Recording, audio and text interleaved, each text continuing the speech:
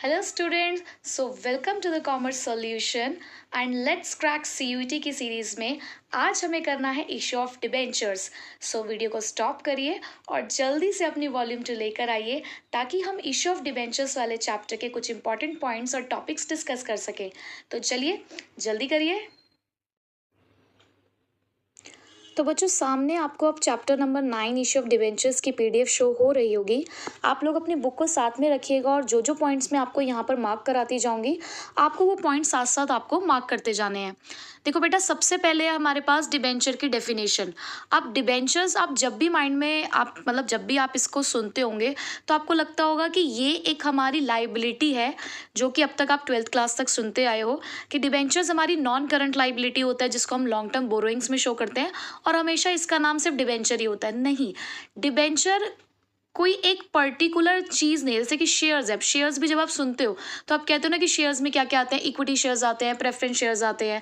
इसी तरीके से जब हम वर्ड डिबेंचर सुनते हैं ना तो डिबेंचर्स का मतलब होता है डिबेंचर्स का स्टॉक। वो बॉन्ड्स भी हो सकते हैं या कोई भी ऐसा एक इंस्ट्रूमेंट हो सकता है जो आपके डेट का एविडेंस हो, यानी कि जो ये एक्नॉलेज करता हो कि कंपनी ने किसी भी तरीके का पैसा उधार लिया है।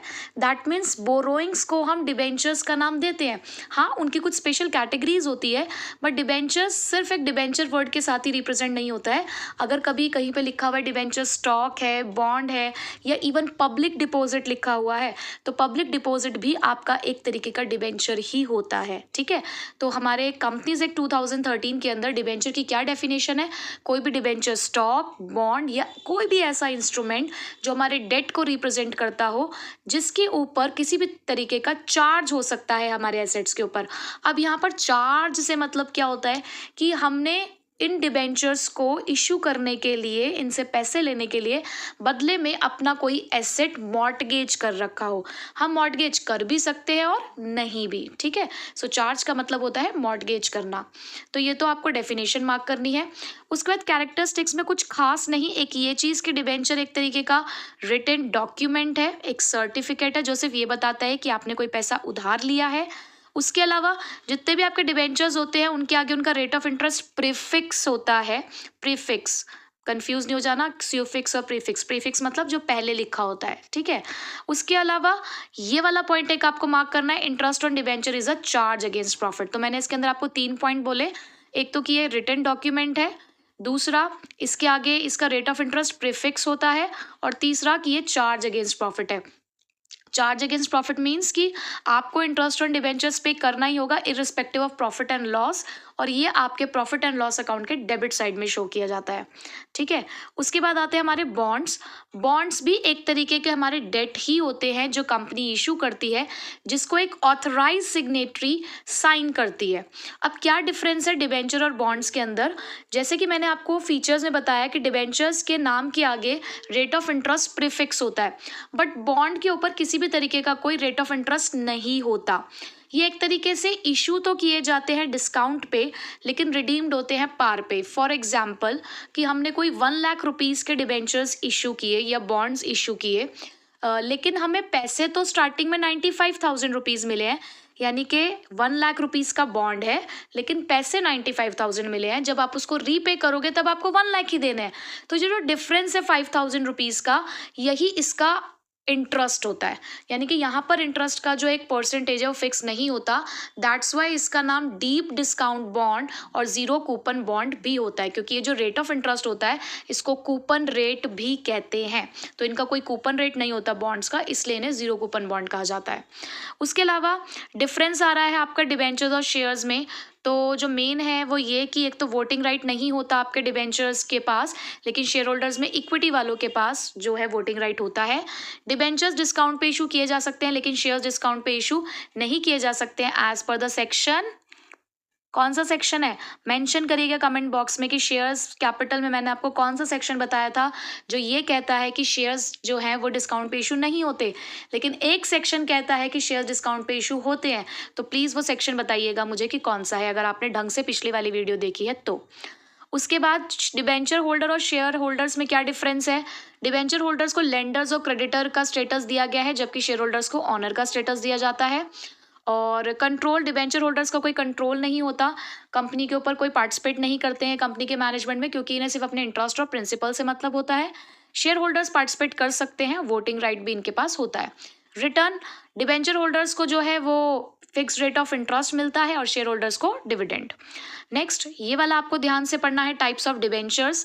टाइप्स ऑफ डिबेंचर्स के अंदर हमारे पास 4 कैटेगरीज ऑफ डिबेंचर्स है, from security point of view, from redemption point of view, from registration point of view and from the convertibility point of view. सबसे पहले हम पढ़ते हैं सिक्योरिटी पॉइंट ऑफ व्यू से, हमारे पास 2 हैं, सिक्योर्ड और अनसिक्योर्ड। सिक्योर्ड डिबेंचर्स वो डिबेंचर्स होते हैं जिसके अगेंस्ट आपने अपना कोई एसेट मॉर्टगेज कर रखा हो, यानी कि कोई एसेट आपने दे रखा हो, उनके ऊपर कोई चार्ज हो। लेकिन अनसिक्योर्ड डिबेंचर्स वो होते हैं जिनके ऊपर कोई चार्ज नहीं होता, यानी कि हमारे एसेट्स फ्री हैं, उन्हें हम अपनी मर्जी से इस्तेमाल कर सकते हैं। बट अब मैं आपको सिक्योर्ड डिबेंचर में एक चीज़ बताना चाहूँगी कि ये जो चार्ज होते हैं ये 2 तरीके के होते हैं, फिक्स्ड और फ्लोटिंग। फिक्स चार्ज वो होते हैं कि जहां पर आपने कोई एक ऐसा एसेट मॉर्टगेज कराया है जो परमानेंट नेचर का है, जैसे कि आपकी लैंड, बिल्डिंग, मशीन, प्लांट, जो एक परमानेंट नेचर के होते हैं, यानी कि आपके एक तरीके से फिक्स्ड एसेट होते हैं। अगर आपने उन्हें मॉर्टगेज कराया है तो उसे फिक्स्ड चार्ज कहते हैं। लेकिन जो फ्लोटिंग चार्ज होते हैं, फ्लोटिंग चार्ज का मतलब होता है कि कोई भी स्पेसिफिक एसेट हम यहाँ पे नहीं कह रहे हैं, बट हाँ ऑल एसेट्स हो सकते हैं, जैसे कि इन्वेंट्री वगैरह, लेकिन उन वाले एसेट्स को हटा देना जिसको आप फिक्स की कैटेगरी में डालते हो। तो फ्लोटिंग चार्ज जो होता है वो किसी भी तरीके का कोई एसेट हो सकता है, एक इन्वेंट्री यानी कि स्टॉक तक भी फ्लोटिंग चार्जेस के अंदर आ जाता है। ठीक है, उसके बाद आता है आपका रिडेम्पशन पॉइंट ऑफ व्यू से 2, रिडीमेबल और इरिडीमेबल। जिन डिबेंचर्स को एक पर्टिकुलर टाइम पीरियड के बाद वापस करना है उसे रिडीमेबल कहते हैं, और जिनको लाइफ टाइम तक हम अपने पास रख सकते हैं, यानी कि जब कंपनी बंद होगी सिर्फ तभी पैसा वापस करना है, तो वो इरिडीमेबल डिबेंचर्स कहलाते हैं। देन आता है हमारा रजिस्ट्रेशन पॉइंट ऑफ व्यू से रजिस्टर्ड और अनरजिस्टर्ड। अनरजिस्टर्ड का एक और नाम है बियरर डिबेंचर्स, ये ध्यान रखना है। रजिस्टर्ड डिबेंचर्स वो होते हैं जिनको हमने रजिस्टर्ड कर दिया। अब रजिस्टर्ड का मतलब क्या है कि कंपनी का एक रिकॉर्ड होता है, रिकॉर्ड रजिस्टर होता है, तो अगर उसको रजिस्टर को जो है रजिस्ट्रार ही मेंटेन करता है, तो अगर उस रजिस्टर के अंदर आपका नाम लिख दिया गया है एज अ डिबेंचर होल्डर, तो आपके डिबेंचर्स रजिस्टर्ड कहलाएंगे। और अगर आप अनरजिस्टर्ड या बियरर डिबेंचर्स अगर आपने लिए हैं, तो दैट मीन्स आपका नाम उन कंपनी रिकॉर्ड्स में एज अ डिबेंचर होल्डर नहीं लिखा हुआ है, जस्ट मेयर डिलीवरी से ही हम इन डिबेंचर्स को दे देते हैं। अब कन्वर्टेबल और नॉन कन्वर्टेबल डिबेंचर्स, जिन डिबेंचर्स को आप शेयर्स में कन्वर्ट करा सकते हो उन्हें कन्वर्टेबल कहते हैं, जिनको नहीं करा सकते उनको नॉन कन्वर्टेबल कहते हैं। कन्वर्टेबल भी 2 तरीके से हो सकते हैं, आप चाहो तो अपने सारे डिबेंचर्स कन्वर्ट कर दो तो वो फुल्ली कन्वर्टेबल कराएंगे। अगर आप पार्टली कराना चाहते हो, सपोज 10,000 में से आपने कहा कि हमें सिर्फ 3,000 डिबेंचर्स कोई कन्वर्टेबल चाहिए, तो उसे बोलते हैं पार्टली कन्वर्टेबल। ठीक है, सो ये थे हमारे टाइप्स ऑफ डिबेंचर्स। देन आपको पढ़ना है इसका डिस्क्लोजर। डिस्क्लोजर मतलब कि आप बैलेंस शीट में इसको कहाँ शो करते हैं। तो देखो बच्चों, अब तक तो आप यही पढ़ते आए हो कि डिबेंचर्स जो होते हैं वो हमारी लॉन्ग टर्म लाइबिलिटीज़ हैं एक तरीके से, जो लॉन्ग टर्म बोरोइंग्स के अंडर हम शो करते हैं। बिल्कुल सही बात है कि क्योंकि डिबेंचर्स एक तरीके की बोरोइंग्स है तो लाइबिलिटी तो है, बट हाँ आप ये नहीं कह सकते कि ये सिर्फ लॉन्ग टर्म लाइबिलिटी है। देखो, अगर आपके डिबेंचर्स की टाइम पीरियड, भाई लॉन्ग टर्म शॉर्ट टर्म दोनों के लिए आप डिबेंचर्स ले सकते हो, अगर आपने जो डिबेंचर्स लिए हैं वो रिडीमेबल है आफ्टर 12 मंथ, सॉरी, आपने जो भी डिबेंचर्स इशू करे हैं अगर आपको उनका रिडेम्पशन 12 मंथ्स के बाद करना है या ऑपरेटिंग साइकिल के बाद करना है, तो वो नॉन करंट लाइबिलिटी है, लॉन्ग टर्म बोरिंग्स के अंदर आप उसको लिखेंगे। लेकिन अगर आपके डिबेंचर्स का रीपेमेंट विद इन 12 मंथ्स है या with in the operating cycle है, तो वो आपके करंट लाइबिलिटी में शो किया जाएगा। आपकी शॉर्ट टर्म बोरिंग्स के अंडर आपकी मेन हेडिंग होगी करंट लाइबिलिटी, उसके अंदर शॉर्ट टर्म बोरिंग्स के अंडर आप इसको शो करेंगे। आई रिपीट, अगर आप repayment with in the 12 months करते हो तो वो शॉर्ट टर्म बोरिंग्स है, किसके अंडर, करंट लाइबिलिटी के अंदर। लेकिन अगर 12 मंथ से ज़्यादा का रीपेमेंट टाइम पीरियड है या ऑपरेटिंग साइकिल से ज़्यादा का टाइम पीरियड है, तो उसे आप नॉन करंट लाइबिलिटी के अंडर लॉन्ग टर्म बोरिंग्स के नाम से लिखेंगे।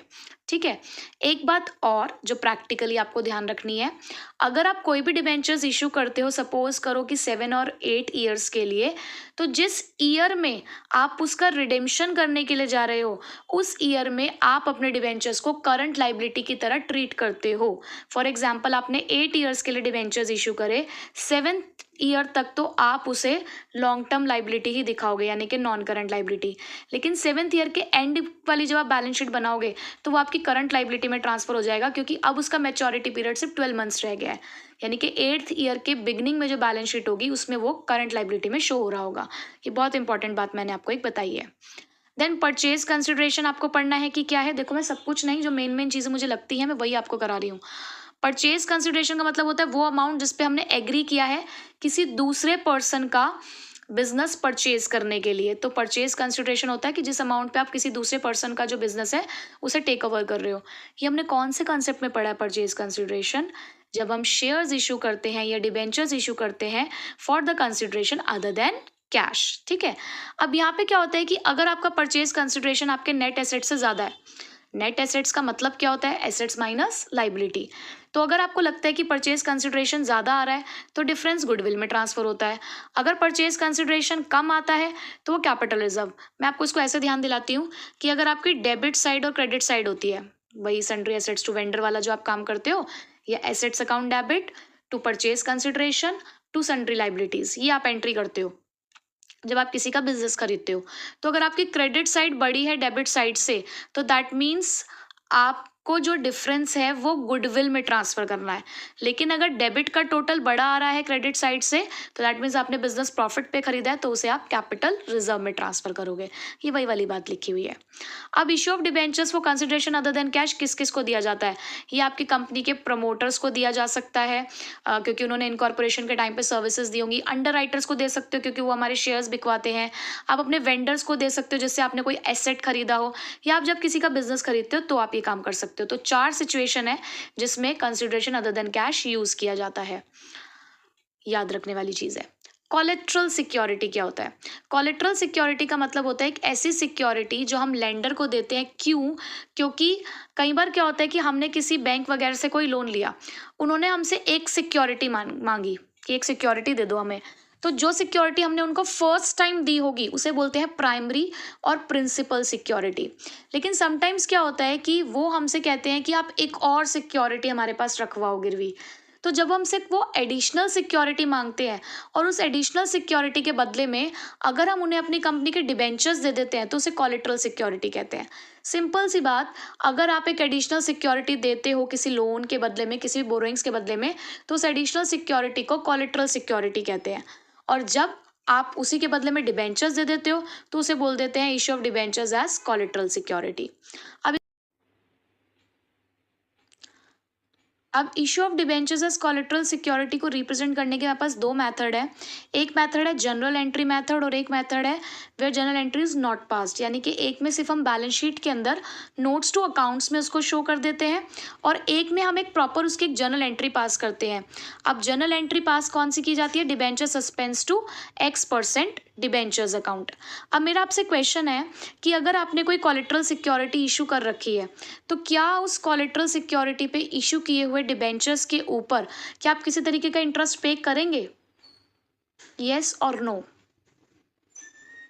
द आंसर इज नो, क्योंकि ये हमने सिर्फ एक एडिशनल सिक्योरिटी दी है।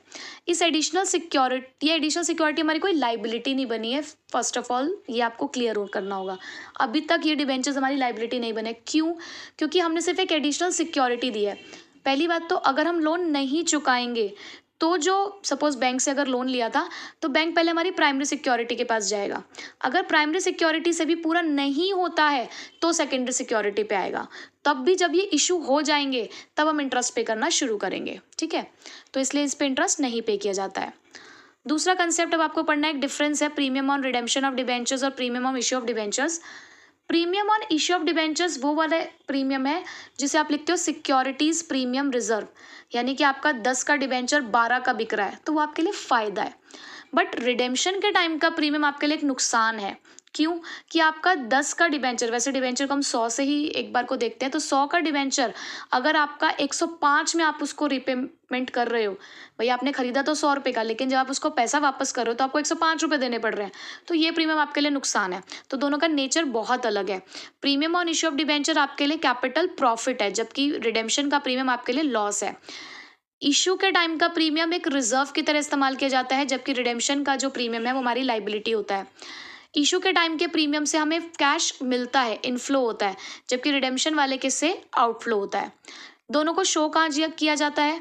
इश्यू ऑफ डिबेंचर्स वाला जो प्रीमियम है वो आपकी बैलेंस शीट में शेयर होल्डर फंड में रिजर्व्स एंड सरप्लस में दिखाया जाता है, जबकि रिडेम्पशन टाइम का प्रीमियम नॉन करंट लाइबिलिटी के अंदर, अदर लॉन्ग टर्म लाइबिलिटी के अंदर दिखाया जाता है। नॉन करंट लाइबिलिटी में अदर लॉन्ग टर्म लाइबिलिटी के अंडर आप इसको शो करते हो। उसके बाद जो आपको पढ़ना है वो ये points to be kept in mind के अंदर आप पढ़ेंगे। सबसे पहले हम देखो, जब भी रिडेम्पशन के टाइम का प्रीमियम आता है, रिडेम्पशन के टाइम का जो प्रीमियम आता है, तो हम एक एंट्री पास करते थे। याद करो, सेकेंड एंट्री होती थी, debenture application and allotment account debit to loss on issue of debentures to X% debentures to premium on redemption of debentures. जब भी प्रीमियम पर रिडेम्पशन होता है तो दो अकाउंट ओपन होते हैं, एक डेबिट में, एक क्रेडिट में। डेबिट वाले का नाम है loss on issue of debentures, credit वाले का अकाउंट का नाम है premium on redemption of debentures. चलो वो तो हमें पता चल गया कि वो हमारी लाइबिलिटी है, बढ़ने पे क्रेडिट होती है। लेकिन ये जो लॉस आप डेबिट कर रहे हो, ये किस कंसेप्ट की वजह से आप डेबिट कर रहे हो? क्यों आपने अभी से लॉस को डेबिट कर दिया है? तो वो कंसेप्ट है हमारा प्रूडेंस कंसेप्ट ऑफ अकाउंटिंग, जो ये कहता है कि आने वाले जितने भी आपके नुकसान हैं उसको आपको एडवांस में ही रिकॉर्ड करके रखना होता है। तो इसीलिए हम यहाँ पर पहले से ही इसको डेबिट करके रखते हैं। आप इस लॉस को दो तरीके से राइट ऑफ कर सकते हो, एक सिक्योरिटीज प्रीमियम से। पहली बात, सिक्योरिटीज प्रीमियम नहीं है तो statement of profit and loss से, ठीक है। उसके बाद मेन चीज़ और आपको जो याद रखनी है वो है ये इंटरेस्ट ऑन डिबेंचर्स के बारे में। पहली बात, जो इंटरेस्ट ऑन डिबेंचर्स है वो हमेशा आपको नॉमिनल वैल्यू पे देना होता है।